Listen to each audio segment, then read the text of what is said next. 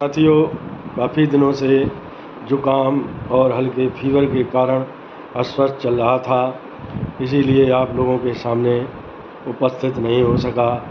आज काफ़ी प्रयास करके आपके सामने उपस्थित हुआ हूँ। अभी 2 दिन पहले मैं एक ग्रुप पर देख रहा था जिसमें कमीशन बढ़ाओ जागरूकता ग्रुप बनाया गया।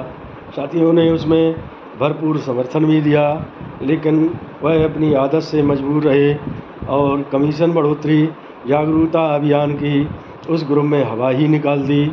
जिसको जो समझ में आया वो उसमें डालता रहा, आज भी डाल रहे हैं।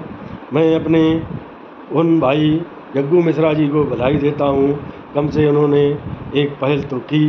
उस पहल में वह कितने कामयाब होते हैं ये तो ईश्वर ही जाने। वैसे मैं ईश्वर से भी प्रार्थना करूँगा कि उनको कामयाबी ज़रूर दे। अब एक इस समय चर्चा में कमीशन का एक कैलेंडर चल रहा है जिसमें 18,000 रुपये मिनिमम आय की गारंटी का उसमें ब्यौरा दिया गया है। जिस तरीके से ब्यौरा बताया गया है, खाद्य सुरक्षा अधिनियम 2013 में राशन विक्रेताओं के लिए इसी तरह से ब्यौरे को सुझाया गया था।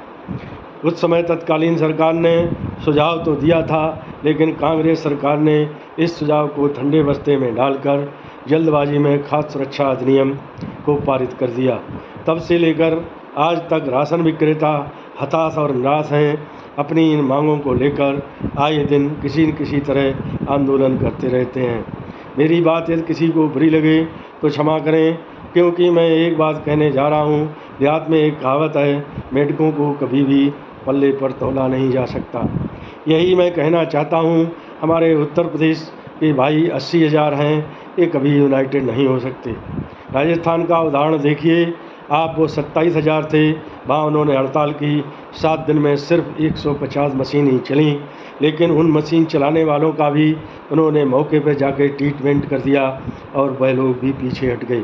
ऐसी यूनियन जब तक हम राशन विक्रेता नहीं बनाएंगे, तब तक हमारा कोई भी कमीशन किसी भी स्तर से इस सरकार में तो नहीं बढ़ सकता। दूसरी बात यह है कि जग्गू मिश्रा जी की पहल पर वहीं पर राजनीति होने लगी। कोई 3 संगठन की बात कर रहा, कोई 4 संगठन की बात कर रहा। मैं ये नहीं कहना चाहता, जो जिससे संगठन से जुड़ा है वह अपने संगठन की वाहवाही खूब करे, मुझे उससे कोई लेना देना नहीं है। लेकिन आंदोलन जब भी भयानक रूप धारण करेगा, जब राशन विक्रेता व्यक्तिगत उससे जुड़ेंगे, क्योंकि संगठनों के मुखिया पिछले आंदोलन से ही सबक सीख चुके हैं। जब आंदोलन शुरू हुआ और 9 दिन तक बगैर किसी काम के चलता रहा, जिस दिन काम करने का, हड़ताल करने का समय आया, शाम को समाप्त हो गया। लेकिन उस विषय में मुझे नहीं जाना चाहिए, क्योंकि कुछ परिस्थितियां ऐसी रही होंगी जिसमें उस आंदोलन को स्थगित करना पड़ा।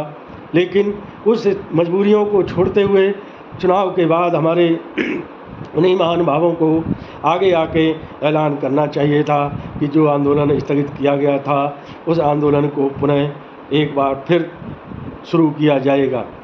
आज हमारे चंदौली की भाई पांडे जी ने एक लेख लिखा, मैं उनकी बात से 100% सहमत हूँ। कम से कम उन्होंने सार्वजनिक रूप से कहने की हिम्मत तो की। उन्होंने एक लेख लिखा, उसमें कहा कि भाई 2 संगठन ऐसे हैं जिनके मुखिया बात कर लें और बैठकर विचार विमर्श करके हड़ताल की रूपरेखा बनाएं।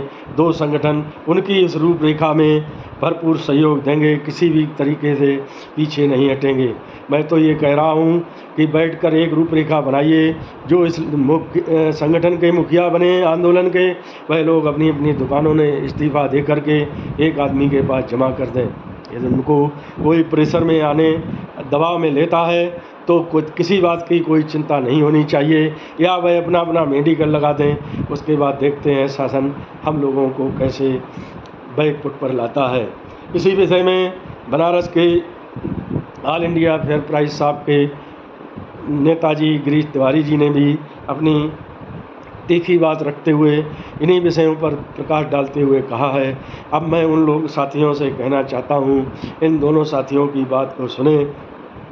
संगठन के मुखिया हमारी बात सुनते हैं तो ठीक है, नहीं सुनते हैं तो हम लोगों को स्वयं एकजुट होना चाहिए।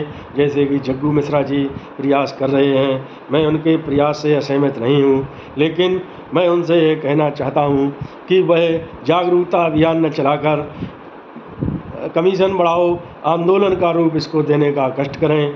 जितने लोग इससे मजबूती से जुड़ें उन्हीं को लेकर एक आंदोलन शुरू किया जाए और उसमें जो भी इसका विरोध करे उसके खिलाफ सभी लोग खड़े हो जाएं, तभी हमारा आंदोलन सफल हो सकता है।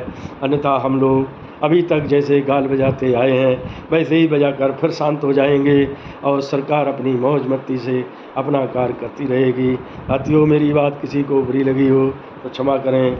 जय हिंद, जय भारत, नमस्कार।